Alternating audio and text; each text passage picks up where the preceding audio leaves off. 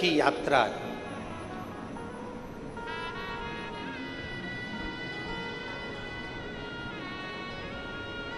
शिव ने जन्म दिया और शिव तक की यात्रा है। मरने के बाद आखिरी में अभी कहीं पर भी घूम लो फिर लो, पर मरने के बाद आखिरी में तो मेरे शंकर के करीब ही जाना, अंत समय में तो मेरे देवाधिदेव महादेव के नजदीक में ही जाना, अंत समय में तो मेरे शंकर के करीब ही पहुंचना, अंत समय में तो जाना शमशान ही है, पहुंचना उसके पास। एक बहुत सुंदर कथा आती है।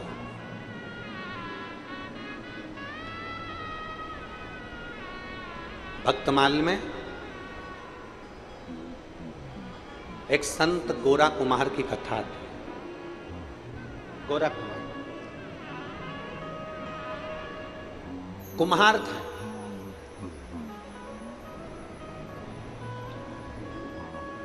मिट्टी के बर्तन बनाते थे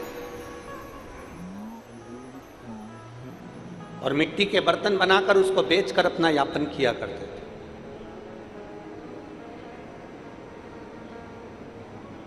गोरा कुमार, जिनकी माता का नाम रुक्मणी था और पिता का नाम माधव जी था। गोरा कुमार तो पंडरीनाथ, हरिविठ्ठल, भगवान विष्णु के भक्त थे, पर इनके जो माता पिता थे रुक्मणी और माधव। गोरा कुमार के जो माता पिता हैं श्री रुक्मणी जी और माधव जी, ये दोनों भगवान शंकर कालेश्वर महादेव का पूजन करते थे। हमने पहले भी कथा में कहा, आज फिर कहते हैं, एक आराधना दिल से आप अगर प्रार्थना कर रहे हो, दिल से आप अगर देवाधिदेव महादेव को जल चढ़ा रहे हो, दिल से आप भगवान शंकर को रिझा रहे हो, तो ये मानकर चलना कि तुम्हारी वो प्रार्थना कभी निष्फल नहीं होगी और तुम्हारा चढ़ाया गया जल कभी खाली नहीं जाएगा, उसका फल मिलेगा। बोल बम का नारा है, सारी समस्या का हल। वो निष्फल नहीं जाता, वो फलित होता है।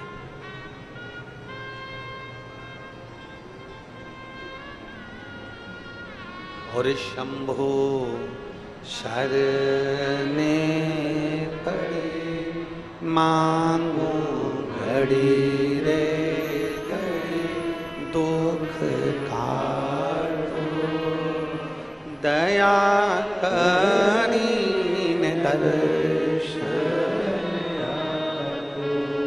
शंभो शरणे पड़ी, मांगू घड़ी रे घड़ी, दुख काटो दया करीन दर्शन।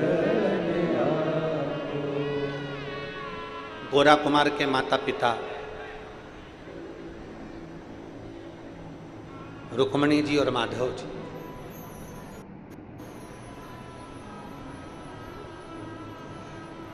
कालेश्वर महादेव का पूजन करते हैं।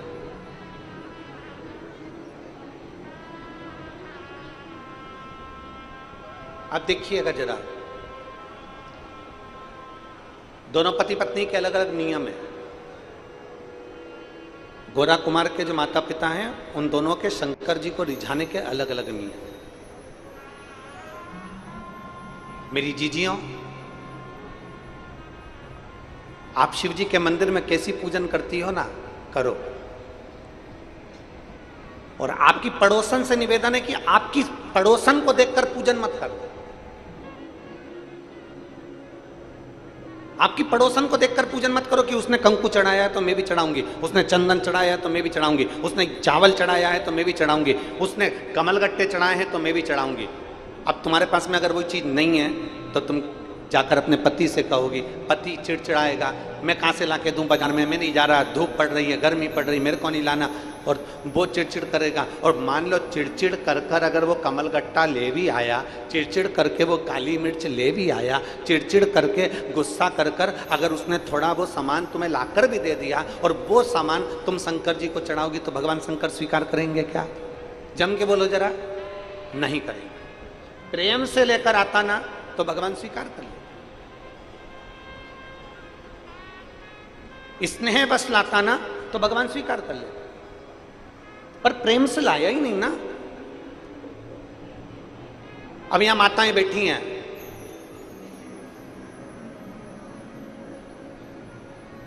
सावन के महीने में हम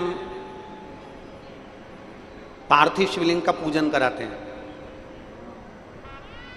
अब कई माताएं ऐसी हैं कि वो सामान में अपने पति से जाकर कहती हैं, सुनो समी पत्र लाके दो, सुनो लौंग ला कर दो, सुनो ये ला कर दो, सुनो वो ला कर दो।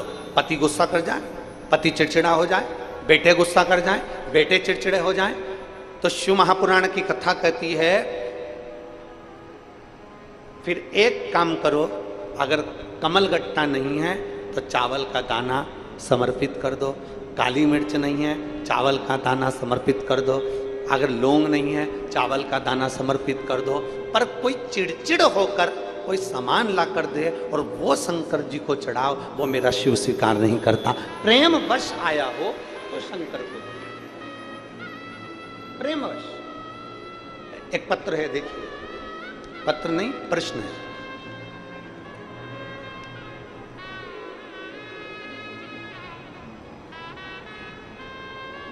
गुरुजी, क्या घर के मंदिर में शिवलिंग और शिव परिवार दोनों एक साथ रख सकते हैं? शंकर भगवान की मूर्ति नहीं, शंकर भगवान का शिवलिंग होना चाहिए। क्या होना चाहिए? शिवलिंग। और शिवलिंग है, और कई लोग कहते हैं गुरुजी अब हमारे पास में शिवलिंग है तो क्या नंदी भी रखना जरूरी है? तो शिव महापुराण की कथा कहती है, घर के अंदर शिवलिंग अगर रखा हुआ है, घर के अंदर शिवलिंग अगर रखा हुआ है तो नंदी हो तो ठीक, नहीं हो तो आप और हम जब बाबा को रोज प्रणाम करते हैं तो हम भी नंदी से कम नहीं होते हैं। हम भी नंदी से, आप और हम बाबा को प्रणाम कर रहे हैं तो आप भी और हम भी शिव के उपासक हैं। अब कहा शिवलिंग रखें तो क्या साथ में पार्वती जी रखना जरूरी है, कार्तिकेय रखना जरूरी है, कि गणेश जी रखना जरूरी है? तो गणेश जी तो सबके घर में पहले से रहते हैं। बोलो सही है कि गलत है? जम के बोलो जरा। अब पार्वती जी की बात आई तो सब जितने भी बैठे हो ना, सबके घर में कुल देवी तो होती ही है। माता जी का फोटो होगा, माता जी का चित्र होगा, कुछ ना कुछ माता का स्मरण होगा।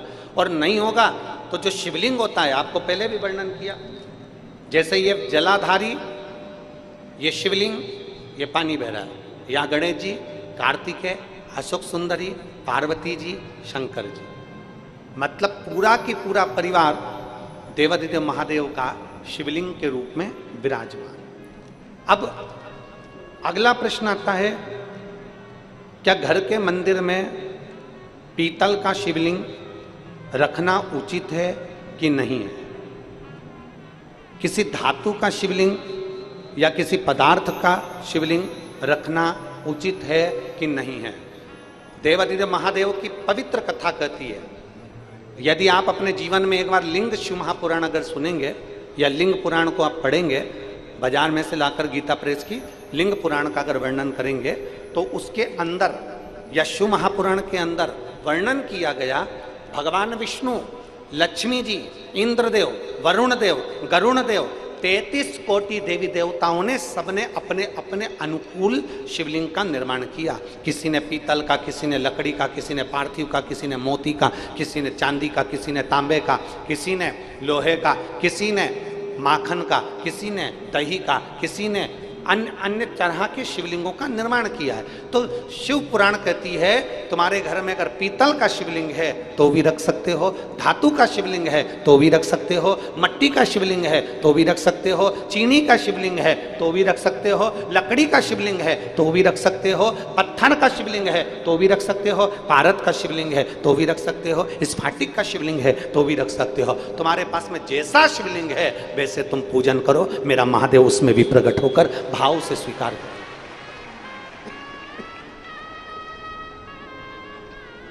उसमें कोई भेद नहीं कि हम कोई ये शिवलिंग रखना है कि वो शिवलिंग रखना है कि ये शिवलिंग स्वीकार करना है कि वो शिवलिंग स्वीकार करना, उसमें कोई भेद नहीं, उसमें कोई भेद नहीं। जो शिवलिंग आपके पास में आप उसका पूजन, जो शिवलिंग आपके करीब में आप उसकी आराधना करें,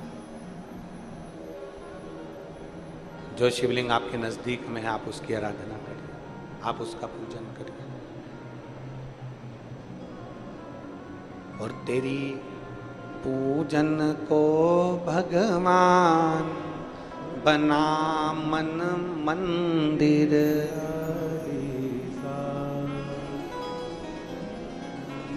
मकान बनाने के लिए प्लाट की जरूरत पड़ती है, रिटर्न नहीं आ रहा है। मकान बनाने के लिए जम के बोलो जरा, प्लाट की जरूरत पड़ती है।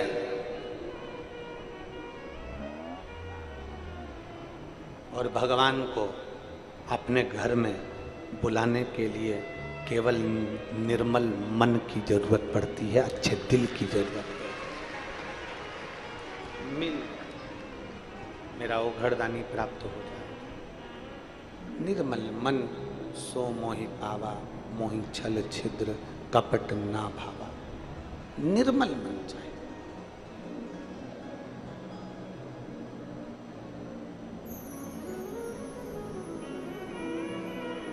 वो कहते ना, कैसे आएंगे प्रभु, कैसे आएंगे प्रभु, अब तक गंदा पड़ा है द्वारा, कैसे आए। मन का मेल नहीं है धोया, कैसे आएंगे भगवान। कैसे मिले? ए मेरी जीजियों, घर की तो झाड़ू लगा रही हो, दरवाजा भी साफ कर रही हो, घर की झाड़ू भी लगा रही हो, घर की झाड़ू भी लगा रही हो, दरवाजा भी साफ कर रही हो, सब कुछ कर रही हो, घर में पोछा भी लगा रही हो, झाड़ू भी लगा रही हो, पोछा भी लगा रही हो, घर भी साफ कर रही हो, पर ईमानदारी से बोलना, मन के अंदर किसी के प्रति बैर भाव रख रही हो।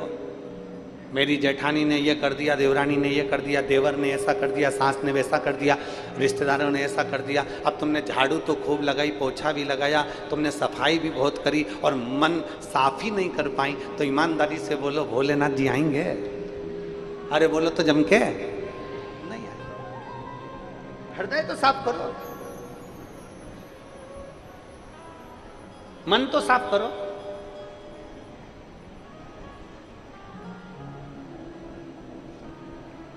गोरा कुमार की मां माता जी और गोरा कुमार के पिताजी, दोनों की आराधना करने का तरीका अलग अलग है, दोनों का। तुम जैसे रिझाना चाहो वैसे रिझाओ भगवान। एक पत्र है, देखिए।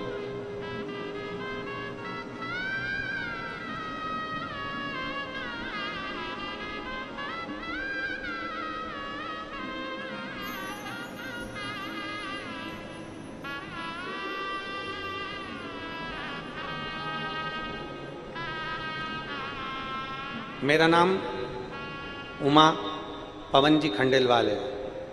अच्छा, जजमान परिवार के पत्र, हाथ हिला दो एक बार ऐसे। मेरा नाम उमा पवन जी खंडेलवाल है। हम शिव महापुराण के बाबा की कृपा से यजमान भी बने हैं। 5 सालों से मेरी जीभ पर एक छाला था, जिसकी वजह से मुझे भोजन करने में तकलीफ होती थी। छाले को 5 साल हो गए थे। मैंने ये बात अपने घर के किसी भी व्यक्ति को नहीं बताई। पिछले 6 महीने से यह तकलीफ और ज़्यादा आसानी हो गई, भोजन करने में दिक्कत आने लगी। तब मैंने अपनी छोटी बेटी से कहा, तो उसने कहा कि हॉस्पिटल में जांच कराते हैं, और हॉस्पिटल में जांच कराने का बोला। तब हमने हॉस्पिटल में जांच कराने के लिए रायपुर गए, और वहाँ डॉक्टर साहब ने कहा कि अगर छाला 15 दिन से ज़्यादा हो जाता है तो उसमें कहीं ना कहीं कैंसर के लक्षण आ जाते हैं। ये सुनकर हमारे आंख में आंसू आ गए। परिवारजनों का परामर्श हुआ। फिर हम लोग मुंबई निकल गए, और मुंबई के डॉक्टरों से जांच कराई, और जांच कराने के बाद डॉक्टरों ने कहा कि छाला निकालना पड़ेगा, तब मालूम पड़ेगा कि क्या दशा है। उसी बीच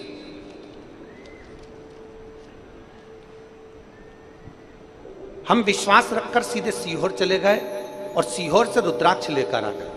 उस रुद्राक्ष का पानी में गलाते उसका पानी हम पीना चालू कर दिया, और बाबा से बोल दिया, बाबा कोई ऐसी बीमारी मत आ जाने देना जिससे हमारे जीवन को परेशानी हो। बाबा को प्रणाम कर कर हम ऑपरेशन के लिए उस छाले को निकलवाने के लिए चले गए, और कुंदकेश्वर महादेव का नाम लेकर जल पीकर हम जब गए, और छाला जब निकाला गया, निकालने के बाद उसकी जांच हुई। बाबा ने ऐसी कृपा करी कि कैंसर का कोई लक्षण नहीं आया। मेरे बाबा ने मुझे बचाया। आइए एक बेलपत्र ले जाओ। शिव तत्व की प्राप्ति। गुरुजी,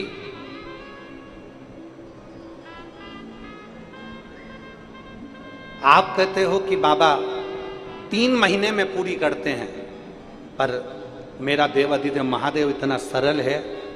आपकी वाणी से जो शब्द निकलते हैं वो बाबा की कृपा से शंकर उसको स्वीकार करता है, और बोलता और सुनता भी है। ये शिव तत्व है। हमारी कामना पूर्ण होती ही है। और तेरी कृपा बिना ना हिले एक भी अणु, लेते श्वास तेरी कृपा से करो करो, बखान क्या करो मैं लाखों के ढेर का, चुपटी भगोत में खजाना कुबेर, हे गंगधार मुक्ति द्वार ओंकार तू, भोले ओंकार तू, आयो शरण की हार शंभु तार तार। वो स्वीकार कर ले। आप अगर उसके आश्रित हो गए, ये श्रीमती उमा खंडेलवाल जी ने लिखा अपने पत्र में कि डॉक्टरों ने तो कह दिया था कि जांच के बाद ही मालूम पड़ेगा कि स्थिति क्या है, पर यहां बता दिया था कि ऐसा ऐसा लक्षण है। पर हम भी जब कुबरेश्वर धाम गए तो बाबा को बोल कर आए कि अब हमको तुझे संभालना, और तेरे भरोसे मेरी गाड़ी, तू जाने हम उसके आश्रित हो गए ना। हमारा समर्पण उसके प्रति हो गया, हम उसके आश्रित हो गए।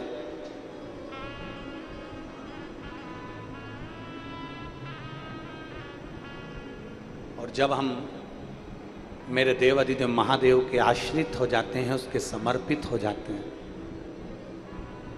फिर वो संभाल लेता है, फिर वो संभाल, हमें नहीं संभालना, फिर उसको संभालना। एक पत्र और देखिए,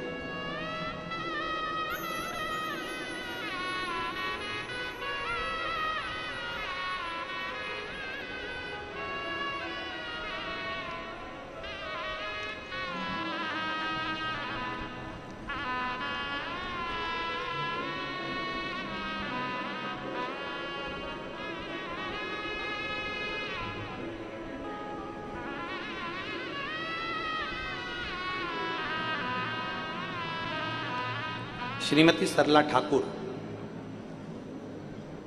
पलारी, बालोदा बाजार, रायपुर, छत्तीसगढ़।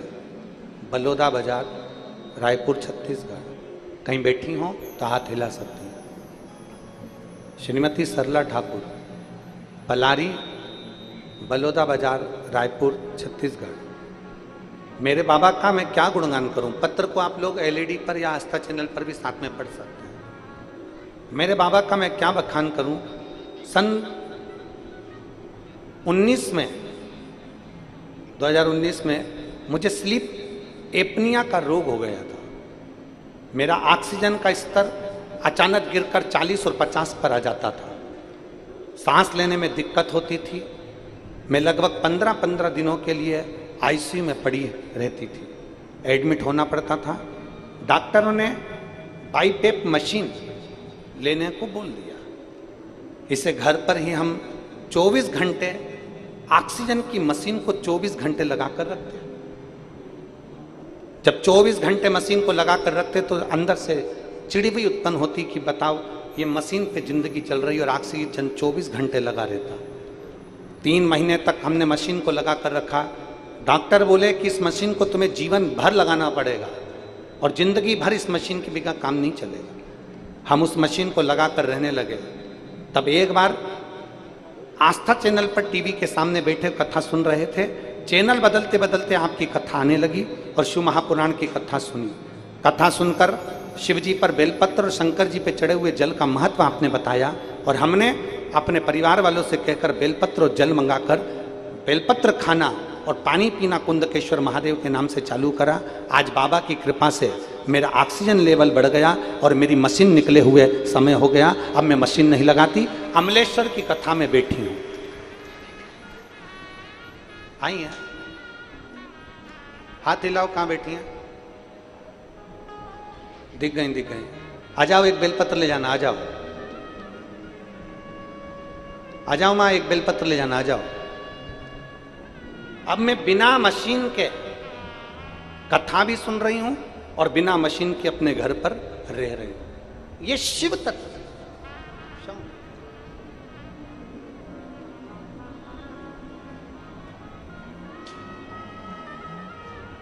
एक भरोसा केंद्रित करिए, एक विश्वास को बढ़ा लीजिए।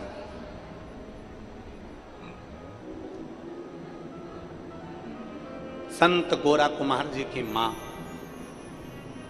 माताजी रुक्मणी, संत गोरा कुमार जी के पिता श्री माधव जी, दोनों की शिव भक्ति अलग अलग है। दोनों शंकर भगवान की भक्ति बड़ी अलग से करते हैं। और फिर निवेदन है, देखा देखी में पूजन बिल्कुल मत करो। देखा देखी में आराधना मत करो।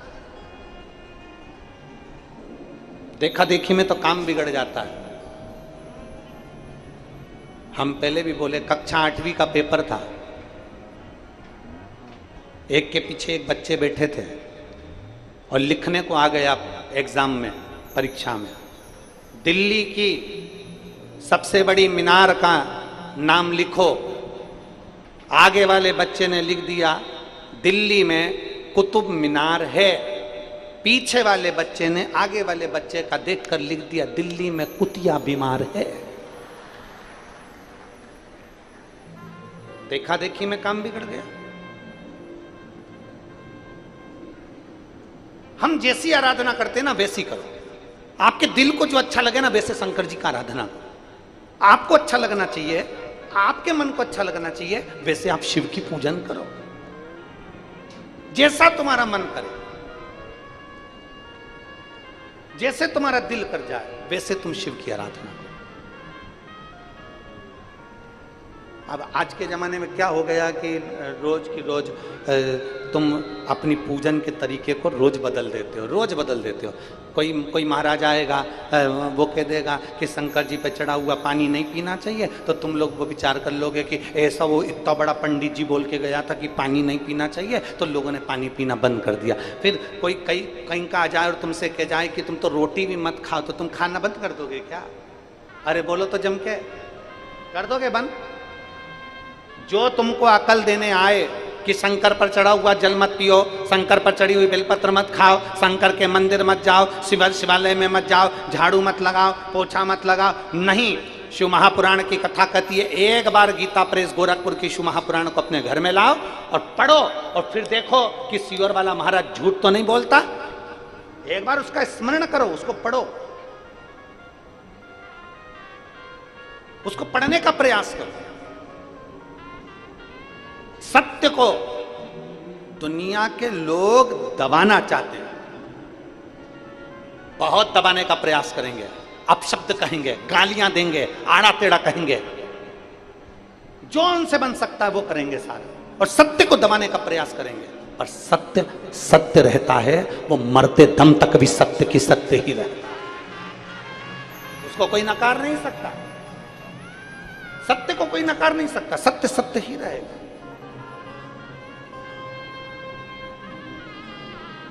बोल बम का नारा है, सत्य को कौन नकारेगा? आप भजन करो।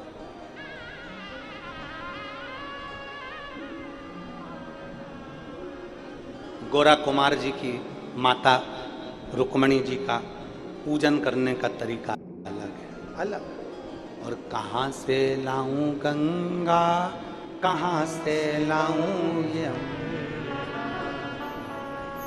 कहां से लाऊं सरयू अपार पड़ी रे, और भोले तेरी सेवा हमसे न बनी रे, ओ भोले तेरी सेवा हमसे न बनी रे। कहां से लाऊं लड्डू, कहां से लाऊं, कहां से लाऊं बर्फी, वो शक्कर चढ़ी रे, ओ भोले तेरी सेवा हमसे ना बनी। कहां से?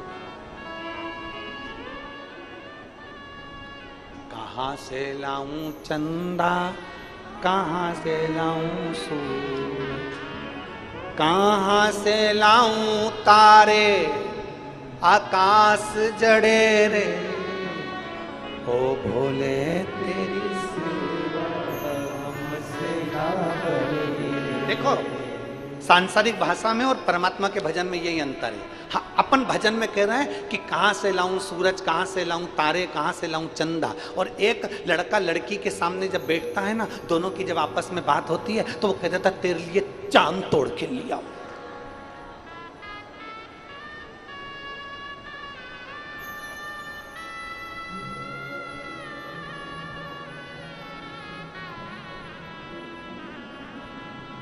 कितना झूठ। एक लड़का लड़की से कह देता तू बोल, अब भी के भी तेरे लिए तारे तोड़ के ला दो, तारे।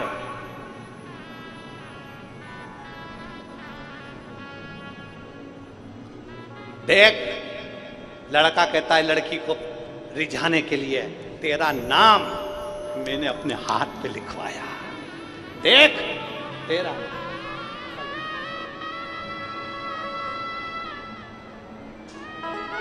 रिझाने वाली बात है।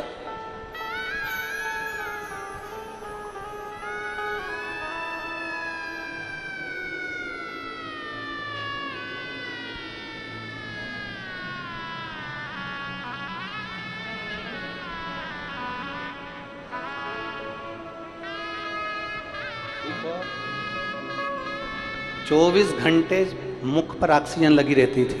और बाबा के जल का तो प्रभाव है, आज कथा में भी बैठी हैं और घर में भी खाई।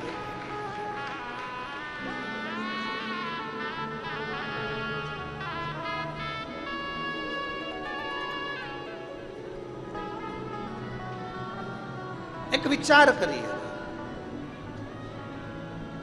लड़का लड़की से कह रहा मैंने तेरा हाथ पे नाम लिखा लिया, इतना प्रेम करता हूं। लड़की भी मूर्ख है जो हाथ पे नाम लिखाया और राजी हो गई। लड़की को कहना था पहले प्रॉपर्टी पे नाम लिखा के बता, एक बंगला, एक गाड़ी, 1 एकड़ जमीन, 1 बीघा जमीन, फिर मानू कि तुम मुझसे प्रेम करता। भटकता फिरेगा, मोटरसाइकिल में डलवाने के लिए 100 रुपए भी नहीं है, प्रॉपर्टी के खाक लिखेगा। विचार करिए जरा।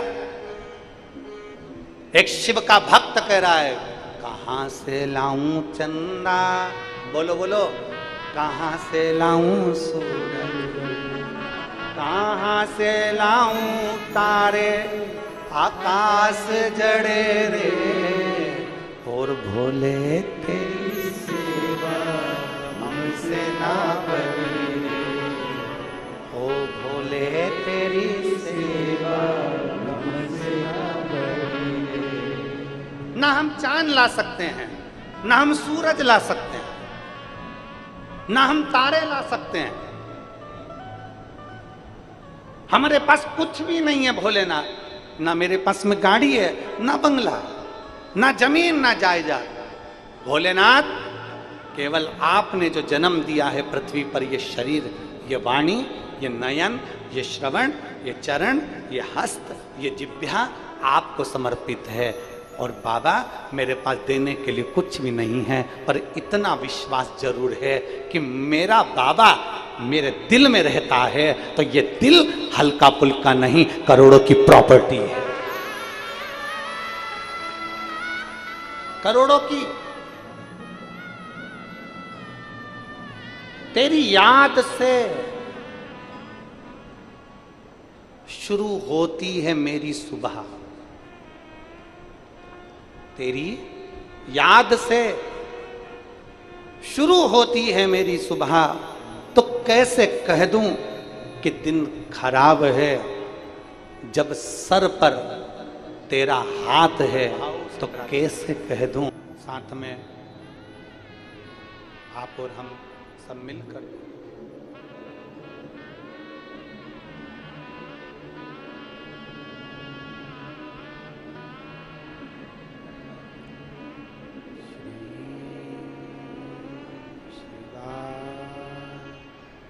नमस्तु श्री शिवाय, नमस्तु श्री शिवाय, नमस्तु श्री शिवाय, नमस्तु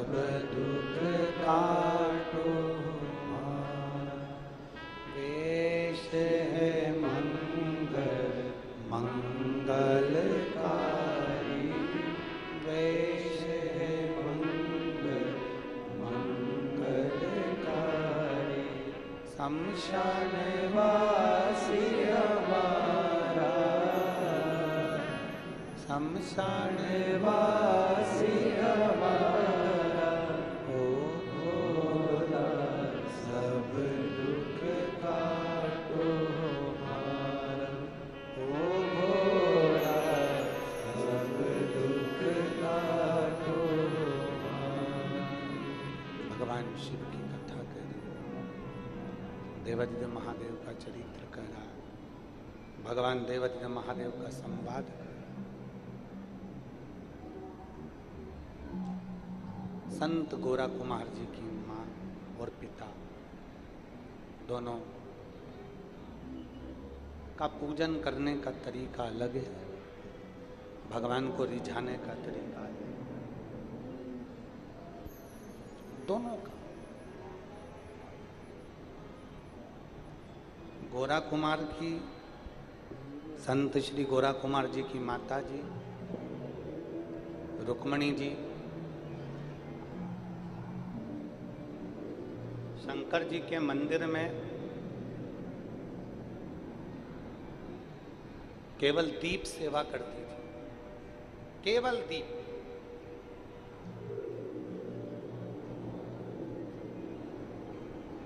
हमने एक बार कथा में कहा था, आप लोगों के स्मरण में है कि नहीं पता नहीं, पर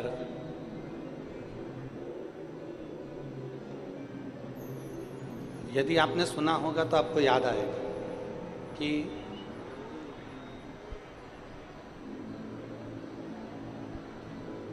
मंदिर में, शिवालय में कहीं कहीं पर लोग दिया जलाकर चले जाते, और हम तो यहां तक कहेंगे कि कुबेरेश्वर धाम सीहोर में भी अगर आप जाएं तो जो कंकर शंकर पूजन का स्थल है, जहां पर बैठकर आपको पूजन करना चाहिए कंकर शंकर की, उस जगह पर भी अगर आप लोग पूजन करने जाते हो, या कुबेरेश्वर धाम जाते हो, या शिवालय में जाते हो, देवालय में जाते हो, तो एक प्रयास करो। आपके पास चढ़ाने के लिए कुछ नहीं है, समर्पित करने के लिए कुछ नहीं है, देने के लिए कुछ नहीं है, तो जो हमारे बीच में शबरी नारायण वाले महाराज जी पधारे हैं, एक बार जोरदार ताली बजाकर स्वागत, वंदन, अभिनंदन।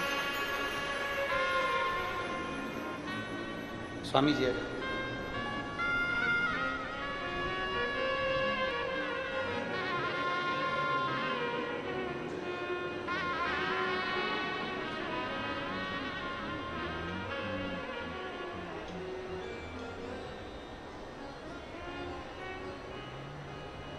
यदि हमारे पास शंकर जी भगवान के मंदिर में, शिवालय में, देवालय में देने के लिए जल भी नहीं है, बहुत सरल भाषा में समझिएगा इस बात को, बहुत सहज, आपके पास जल भी नहीं है समर्पित करने के लिए,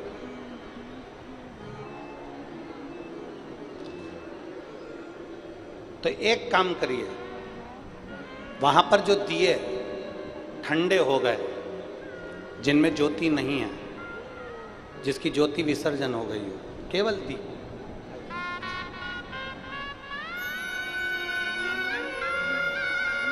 शबरी नारायण वाले महाराज जी यहाँ एक बार जोरदार ताली बजाकर स्वागत, वंदन।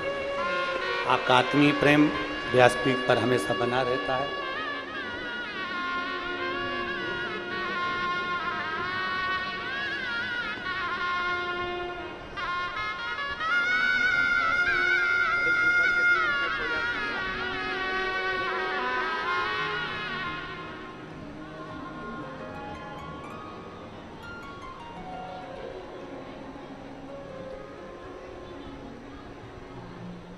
मान लो जल भी नहीं है अपने पास में, मान लो कोई सामग्री अपने पास में शिव जी को समर्पित करने की नहीं, मान,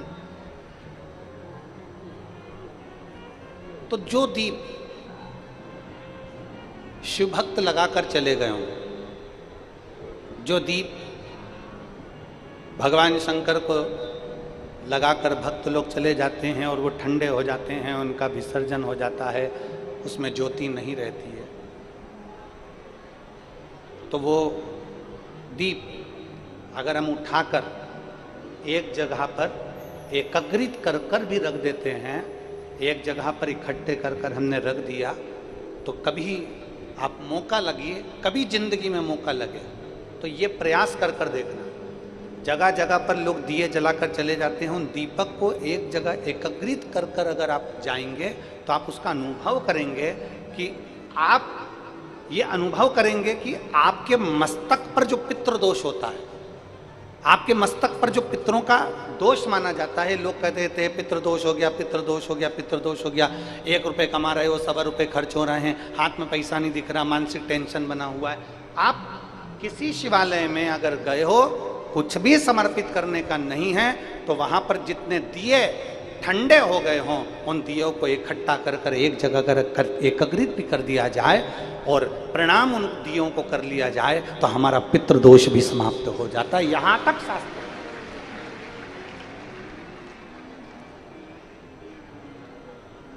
कहां से लाऊं गंगा, कहां से लाऊं जमुना, नहीं है हमारे पास कुछ भी। संत श्री गोरा कुमार जी की मां रुक्मणी जी का एक नियम था, मंदिर में दीपदान करना और जो विसर्जित दीप हैं उनको उठाकर एकत्रित करना। अब जरा समझिएगा कि उन विसर्जित दियों को, दीपक को एक जगह इकट्ठा करने का फल क्या होता है। जरा यहाँ कथा में ध्यान लगाकर सुनना कि शंकर के मंदिर के, शंकर के द्वारे के, भगवान के शिवालय के कहीं दीप बहुत सारी जगह वहाँ लगा दिया, वहाँ लगा दिया, वहाँ लगा दिया, वहाँ लगा दिया, लोगों ने दिया दिया दिया सब दूर छोड़ दिया, उसको इकट्ठा कर कर एक जगह पर एकत्रित कर देना, उसका फल क्या होता है ये समझिए। अब रुक्मणी जी का नियम, संत श्री गोरा कुमार जी की माता जी का नियम, वो दीप इकट्ठी कर दी। और संत श्री गोरा कुमार जी के पिताजी का नियम था मंदिर में सफाई करना, शिव जी का अभिषेक पूजन करना, और शंकर जी के ऊपर जो जलाधारी लगती है, जलाधारी किस किसने देखी है, हाथ उठाओ जरा, देखिए।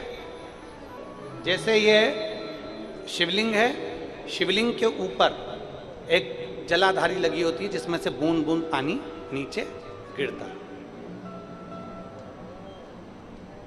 उसमें से जल नीचे गिरता रहता है। अब कई लोग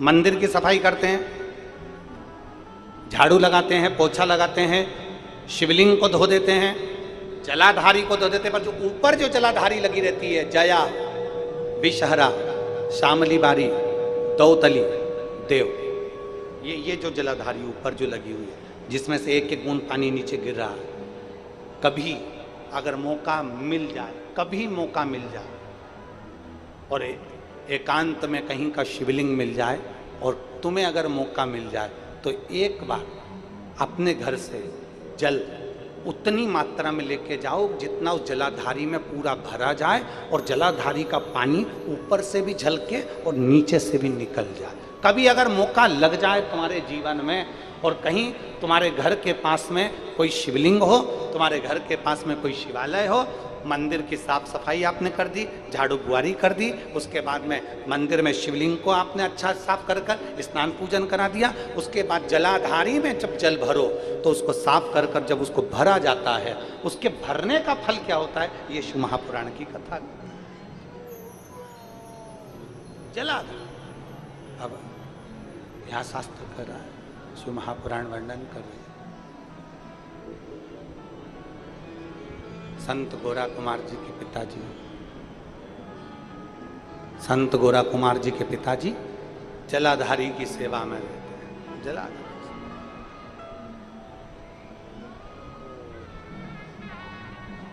गोरा कुमार जी की माता के गर्भ से 8 बच्चों ने जन्म लिया। एक बच्चे ने जन्म लिया, वो मर गया।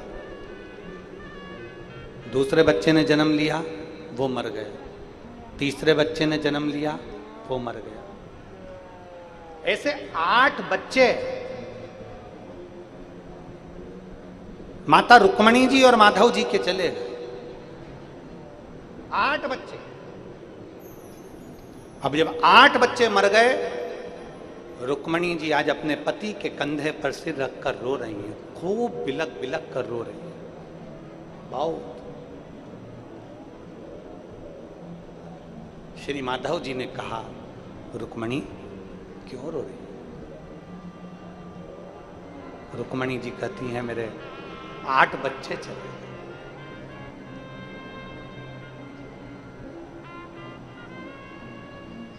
गोरा कुमार जी की माता रुक्मणी जी कह रही हैं, मेरे 8 बच्चे चले, 8 बच्चे चले।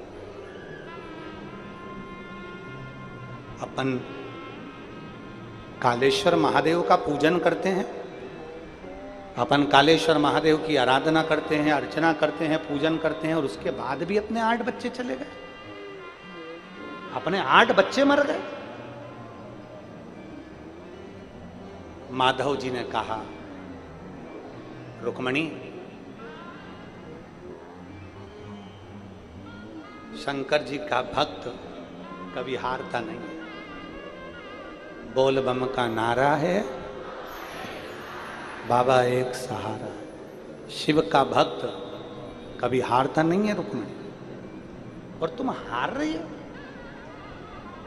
8 बच्चे मर गए ना, उसको पसंद नहीं होंगे, ले लिए होंगे। हमारे पूर्व के कर्म के कारण हमको भोगना पड़ता है। हमारे पूर्व के कर्म के कारण हम भोग रहे हैं। क्यों रोती है? रोती रोती रुक्मणी भगवान शंकर के मंदिर में, कालेश्वर महादेव के मंदिर में पहुंच गई। कालेश्वर महादेव के मंदिर,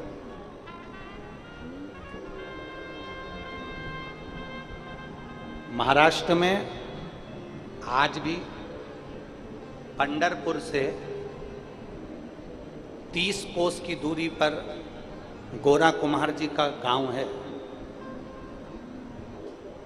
जिसको पहले शिव गांव कहते थे, शिवा गांव। अब उसका नाम बदल गया। वहां पर कालेश्वर महादेव का आज भी मंदिर है। संत गोरा कुमार जी की मां रुक्मणी जी 8 बच्चे मरने के बाद रोती रोती आंख में आंसू भरकर कालेश्वर महादेव के पास पहुंच गई, और कालेश्वर महादेव को, शिवलिंग को अपने गले से लगाकर रो रही है। आंख से आंसू बह गए, बिलख रही है, रो रही।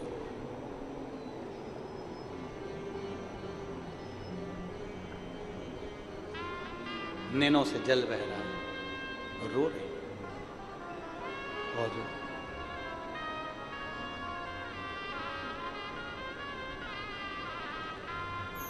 4 तरह के आंसू होते हैं। कितनी तरह के? जम के बोलो जरा, जम के। 4 तरह के आंसू होते हैं। पहले नंबर पर विडंबना का आंसू। विडंबना का आंसू कैसा होता है? 4 लड़के गंगा जी नहाने गए, खूब मस्ती में नहाए, लौट के आए। अब उन्होंने विचार करा, जरा गिनती लगा लो, 4 ही आ गए कि नहीं आए। गिनती लगाई, 1 2 3। रोने लगा, अरे एक तो रहेगी गंगा में। दूसरे ने पूछा क्या हुआ? गिनती में 3 ही आ रहा है। उसने कहा मैं गिनता हूं, 1 2 3। वो भी रोने लगा, अरे बेचारा एक तो गंगा जी में रह गया। इसको विडंबना का आंसू कहते हैं, कि जो अपने आप को नहीं गिन पा रहा, जो अपने आप को पहचान नहीं पा रहा, इसको विडंबना का आंसू कहते हैं। एक आंसू होता है विडंबना का, दूसरा आंसू होता है वेदना का। वेदना का आंसू किसको कहते हैं? हमने किसी से बहुत आस लगाई, बहुत आस लगा कर बैठे थे और उसी ने धोखा दे दिया, इसको वेदना का आंसू कहते हैं। पहले नंबर का विडंबना का आंसू, दूसरे नंबर पर वेदना का आंसू, तीसरे नंबर पर होता है विरह का आंसू। किसी की याद में रोते रहे, आंखों से नीर बहता रहा, इसको विरह का आंसू कहते हैं। और चौथे नंबर पर आता है वंदना का आंसू। वंदना का आंसू मतलब परमात्मा के लिए उसको याद कर कर रोए, उसे वंदना का आंसू कर, उसे वंदना का आंसू कर। 4 तरह के आंसू होते हैं, आप भी हमारे साथ बोलेंगे। पहले नंबर पर विडंबना का आंसू। कौन सा? विडंबना का आंसू। दूसरे नंबर पर होता है वेदना का आंसू। कौन सा? वेदना का आंसू। तीसरे नंबर पर आता है विरह का आंसू। बोलिए कौन सा? विरह का आंसू। और चौथे नंबर पर आता है वंदना का आंसू, जो परमात्मा की याद में, गुरु की याद में, भगवान की याद में, उससे विनय करते समय, उससे कहते समय, उसको पुकारते समय, उसको नमन करते समय, उसको अपने दिल की बात सुनाते समय जब आपकी आंख में से आंसू निकल जाए, समझ लेना आज वंदना के आंसू निकले हैं और वो आंसू परमात्मा को प्रिय है। वो वंदना के आंसू मेरे भोलेनाथ को प्रिय है। वंदना, वंदना तो साधारण से आंसू नहीं, वंदना के आंसू हैं भगवान।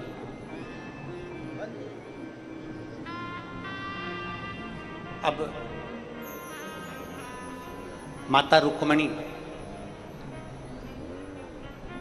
शिवजी के मंदिर में जाकर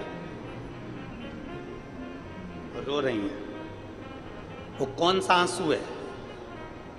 4 आंसू में से वो कौन सा आंसू है? बोलो जम के, जम के बोलो जरा, कौन सा आंसू है? वंदना का आंसू। गले लग गई, शिवलिंग को अपने हृदय से लगा लिया, हृदय से, हृदय से।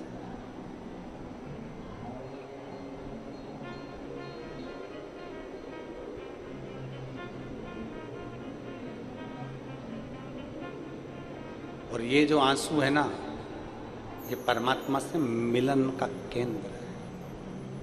ये जो आंसू है ये परमात्मा से मिलन का बिंदु, ये वंदना का आंसू। वंदना रो रहे,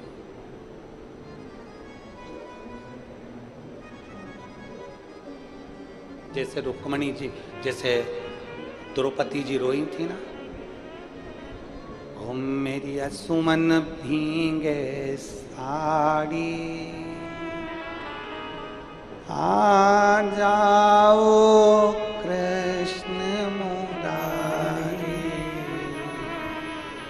मेरी सुमन भींगे साड़ी, आ जाओ कृष्ण मुरारी, क्या भूल गए गिरधारी, जब उंगली कटी तुम्हारी, क्या भूल गए गिरधारी, जब उंगली कटी तुम्हारी, मेरी असुवन भींगे साड़ी, आ जाओ कृष्ण मुरारी, मेरी असुवन भींगे साड़ी। नैनों से नीर बह रहा है, अश्रु बह रहे हैं। विडंबना, वेदना, विरह और वंदना, 4 आंसुओं में से आज जो आंसू बह रहा है, गोरा कुमार जी की माता के आंख से आज जो आंसू बह रहा है, वो वंदना का आंसू, वो निवेदन का आंसू, भगवान को पुकारने का आंसू। कई बार माताएं आती हैं ना, और माताएं आती हैं तो उनकी आंख में आंसू भर आते हैं। हम उनको देखते हैं तो लगता है कि केवल व्यासपीठ तक पहुंची, केवल व्यासपीठ तक पहुंची तो इनकी आंख में आंसू आ गए वंदना के। जिस दिन मेरे भोलेनाथ के करीब पहुंच जाएंगे उस दिन आंख में से झरझर नीर बहेंगे, झरझर। क्योंकि वंदना का जो अश्रु होता है वो होता ही ऐसा, वंदना का अश्रु ऐसा ही होता है। रो पड़ी रुक्मणी, और रुक्मणी जी रोई और आंख में से आंसू। उनके पति आ गए माधव। माधव जी ने कहा रुक्मणी तुम रो रही हो शंकर जी से गले लगकर? तुम्हें क्या कालेश्वर पर भरोसा नहीं है? तुम्हें महाकालेश्वर पर भरोसा नहीं है? क्या कालेश्वर महादेव पर भरोसा नहीं है? रुक्मणी जी ने कहा संत श्री गोरा कुमार की माता जी कहती हैं मेरे 8 बच्चे मर गए, अब मैं कब तक धीर बांधूं? इतनी देर में तो तुरंत उस शिवलिंग में से मेरा देव अधिदेव महादेव प्रकट हो गया। उस शिवलिंग में से मेरा महादेव प्रकट हो गया। प्रकट होकर कहते हैं रुक्मणी तू रो रही है? माधव तेरी आंख में आंसू हैं? जा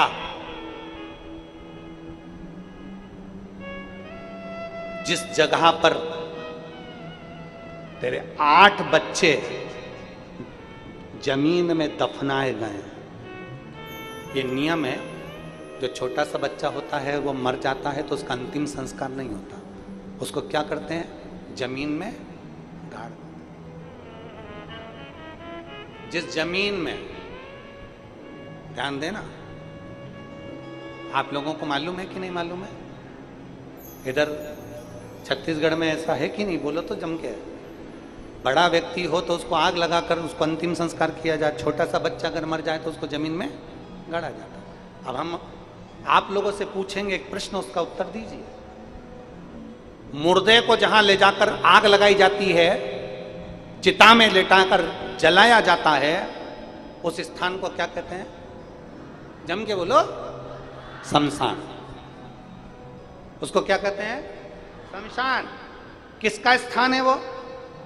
भगवान शंकर का। और छोटे से बच्चों को जिस जमीन में गाड़ा जाता है, जिस स्थान पर जमीन के अंदर गाड़ा जाता है, उस स्थान को क्या कहते हैं?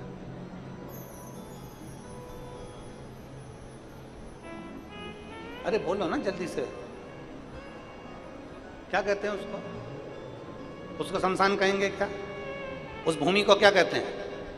जहां मुर्दे को आग लगाई जाती है, जहां चिता पर लिटाकर उसको जलाया जाता है, उसको शमशान कहा जाता है। वो शंकर का धाम होता है। जहां छोटा बच्चा दफनाया जाता है, जहां छोटे बच्चे को गाड़ा जाता है, अगर वो मर गया, छोटे बच्चे को जहां दफनाया जाता है, उस स्थान को गौरी कहते हैं। क्या कहते हैं? गौरी। उस स्थान का नाम होता है गौरी। मतलब ये मेरी माता पार्वती जी की गोद है, जिसमें बच्चे गोद में सो रहे हैं, उसको गौरी कहा जाता है।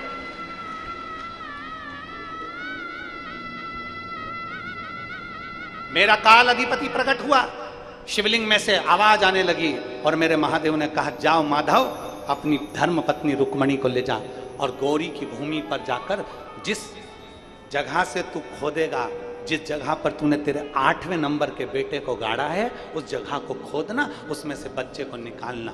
बच्चा तो मर गया, मरे हुए 4 महीना हो गया, कैसे जीवित हो सकता है? माधव की आंख में आंसू, भोलेनाथ वो तो मर चुका है।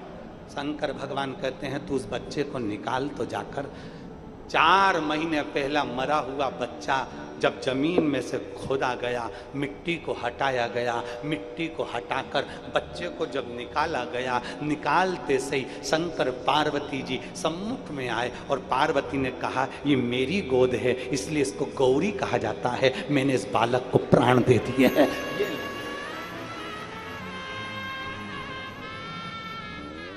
विडंबना के आंसू में वो सुख नहीं है, वेदना के आंसू में वो सुख नहीं है, विरह के आंसू में वो सुख नहीं है। जो सुख, जम के बोल दो, वंदना के आंसू में है। और वंदना के जब आंसू निकलते हैं तो मेरा महादेव छप्पर फाड़ कर लुटाना चालू कर देता है। देवता देते हैं पल्ला झाड़ कर और महादेव देता है छप्पर फाड़ कर। वो महादेव तुरंत, माता पार्वती जी आ गई, बच्चे को हाथ में दिया और देते से ही कहती हैं क्यों रो रहे हो? माधव कहते हैं 4 महीने पहले मरा हुआ बच्चा ये मरा हुआ है। शंकर कहते हैं तो चिंता मत कर, अकाल मृत्यु वो मरे जो काम करे चंडाल का, और काल उसका क्या बिगाड़े जो भक्त हो मां काल का। शंकर भगवान ने बच्चे को तुरंत गोदी में लिया और गोदी में लेते ही मेरे शंकर भगवान ने उसके कानों में मंत्र प्रदान कर दिया। मंत्र देते सी बच्चा किलकारी कर कर रोना प्रारंभ करा। जो रोया रुक्मणी जी ने गोदी में ले लिया। मेरा बेटा जिंदा हो गया, मेरा बेटा जिंदा हो गया। अब बेटा जिंदा हो गया, गौरी की भूमि से उत्पन्न हुआ, इसलिए इसका नाम गोरा कुम्हार होगा। कुम्हार का लड़का है तो गोरा कुम्हार कहलाएगा। यह साधारण बालक नहीं है, भगवान की अविरल भक्ति में डूबने वाला, भगवान का भजन करने वाला, ये वो गोरा कुमार हुआ जिसके विवाह हो गया था और भगवान नारायण की भक्ति में ऐसा डूब गया था कि अपना बच्चा भी मिट्टी में सन गया, मर गया, रोता रहा, बिलखता रहा। और भगवान के दरवाजे पर पहुंचने से पहले जिसने अपने हाथ तक काट कर दे दिए थे और भगवान नारायण ने इस गोरा कुमार को फिर वापिस हाथ दिए और इसका बच्चा जीवित करा था, ये वो गोरा कुमार हुआ। शंकर की आराधना से, शिव की उपासना से, शंकर की भक्ति से, शंकर की आराधना से व्यक्ति को लगता है कि हमको कुछ मिलेगा कि नहीं मिलेगा, पर शंकर को चढ़ाया गया एक लोटा जल हमारा बदलता है कल। ये निश्चित है हमें प्राप्त कुछ ना कुछ जरूर हो, निश्चित। और मैंने तेरे ही बाबा तेरे ही भरोसे हवा बिच उड़ती जवानी बाबा डोर हर तो छड़ी ना कटी जवानी भोले मैं तेरी शंभो मैं तेरी हवा बिच उड़ती जवानी बाबा डोर तो छड़ी ना कटी जवानी। शिव की आराधना में बहे गए आंसू, शंकर की आराधना में दिया गया समय, शंकर की कथा में दिया गया समय, शिवालय में दिया गया समय, भगवान शंकर को दिया गया समय कभी खाली नहीं जाता, कभी भी।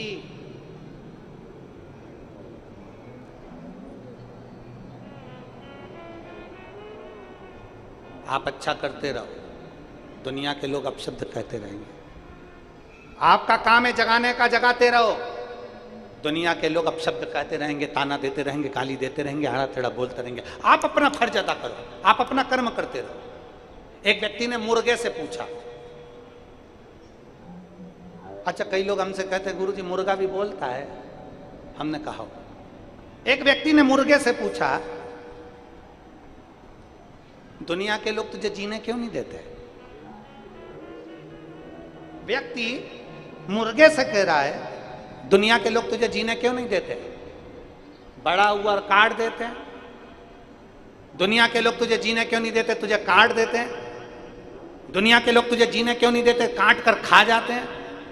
व्यक्ति ने मुर्गे से पूछा तो मुर्गे ने जवाब दिया, भैया केवल एक कारण है, लोग मुझे इसलिए काट देते हैं क्योंकि मैं सुबह से लोगों को जगाने का काम करता हूं, और दुनिया में जो जगाने का काम करेगा दुनिया उसको काटने का काम करेगा।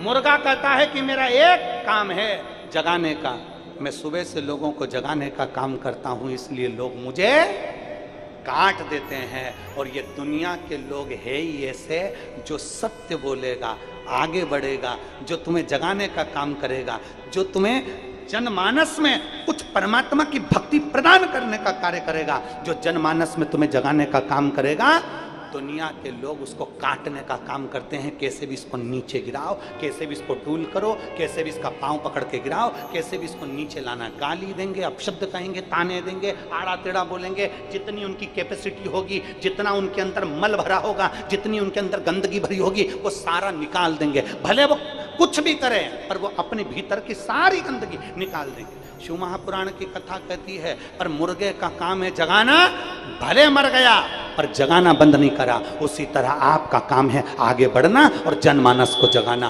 पीछे मत हटना, अग्रण्य चलना है। क्या किसको रोइए, चादर तान के सोइए, आग लगे बस्ती में अपन रो मस्ती, बोल बम का नारा है। सारी समस्या का हल। कोई जल्दी बनता है, कोई लेट बनता है, शिव को जल चढ़ाने वाला एक दिन सेठ जरूर बनता निश्चित। एक विश्वास जागृत। एक पत्र है, देखिए।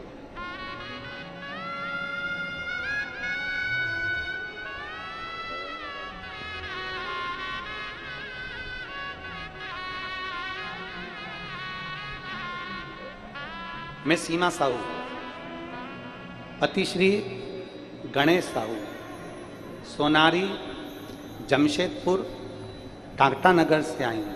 मेरा मोबाइल नंबर ये है, कहीं बैठी हो तो हाथ हिला सकती हूँ। अगर कहीं बैठी हो, सीमा साहू, पति श्री गणेश साहू, सोनारी जमशेदपुर टाटा नगर से।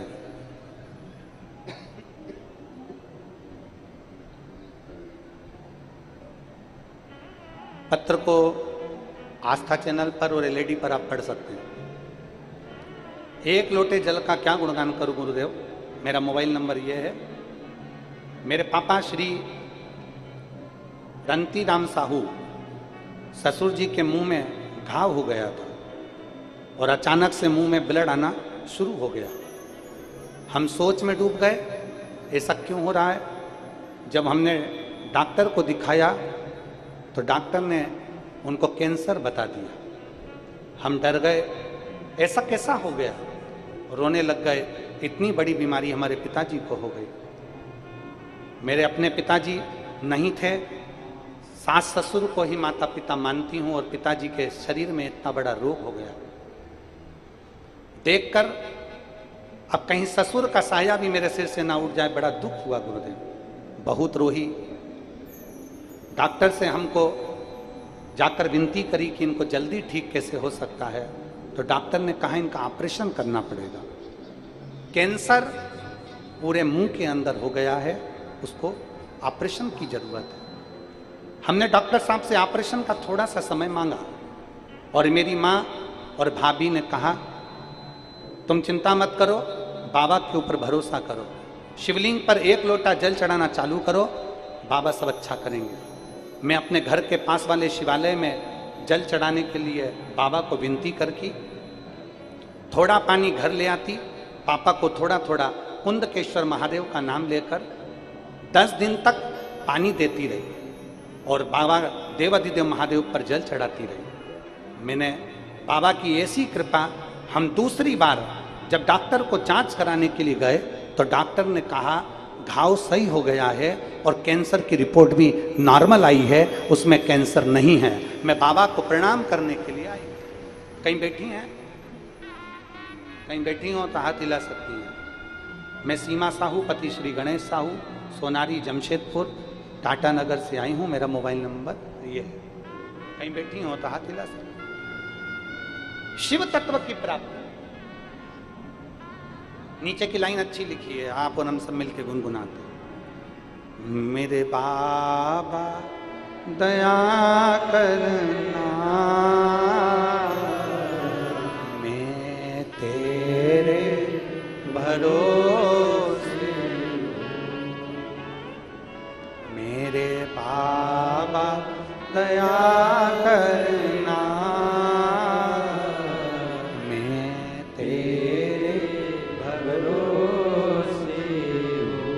पत्र और बड़ा अच्छा है, ये भी सुनिए।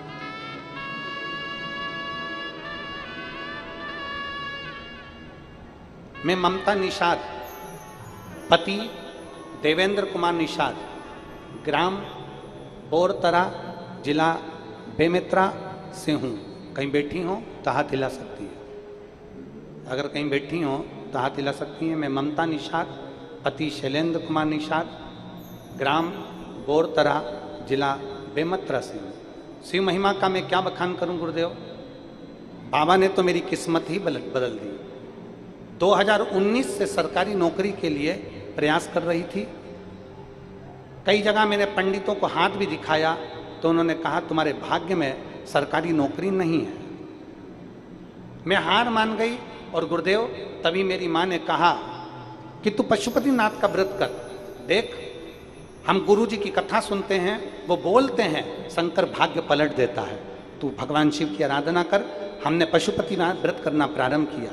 अक्टूबर 2023 में आपकी कथा कोड़िया में हुई। मैं पहली बार कथा सुनने आई और परीक्षा भी दी मैंने, और बाबा की ऐसी कृपा हुई गुरुदेव। बाबा तो बाबा है, केवल मेरी ही नहीं, मेरे पति की भी नौकरी मेरे बाबा ने सरकारी लगा दी। हम दोनों पति पत्नी आज सरकारी नौकरी में हैं और बाबा को यहाँ धन्यवाद देने के लिए आए। शिव तत्व है।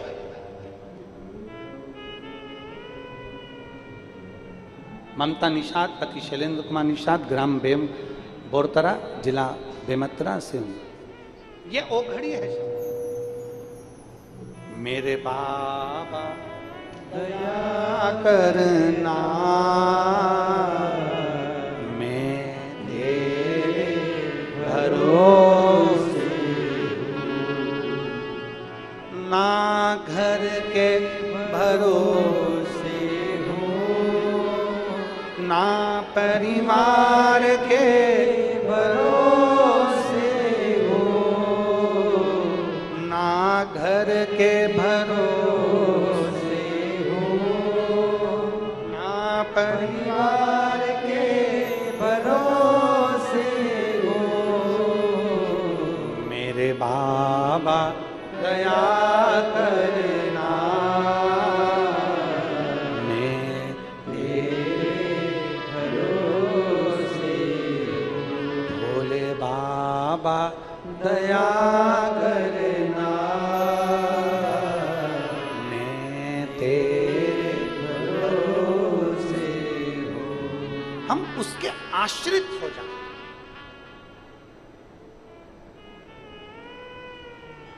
एक मरे हुए बच्चे को जिंदा करने की सामर्थ्यता भी उसकी है। एक मुर्दे में प्राण देने की सामर्थ्यता भी उसकी है। वो साधारण नहीं है। कालों का काल महा काल, साधारण नहीं है। छोटे छोटे दीपक लोग लगाकर चले गए। उन ठंडे हुए दिए को एकाग्रित करने का फल यह हुआ कि उसका बेटा भी ठंडा हो गया था और उसमें भी ज्योति मिल गई। जलाधारी में जल भरना, भगवान शंकर के ऊपर बूंद बूंद पानी टपक रहा है। वो जलाधारी जया, विषहरा, शामली बारी, दौतली, देव, शंकर की 5 बेटियों का स्थान जल से तृप्त कर देना, मतलब हमें भी वो देव अधिदेव महादेव की बेटियां तृप्त जरूर कर देती है। तृप्त कर देती।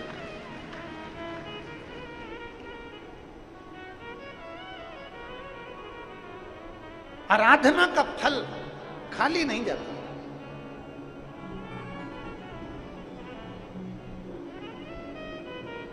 और खाली ना जाता कोई दर से तुम्हारे, खाली न जाता कोई दर से तुम्हारे।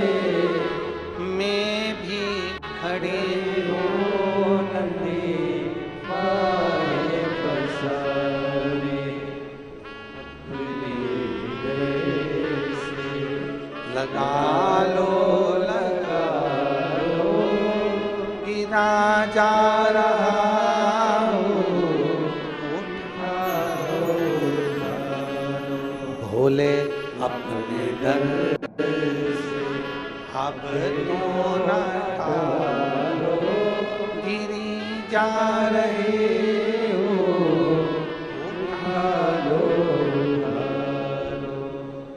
शिव तत्व को पहचान।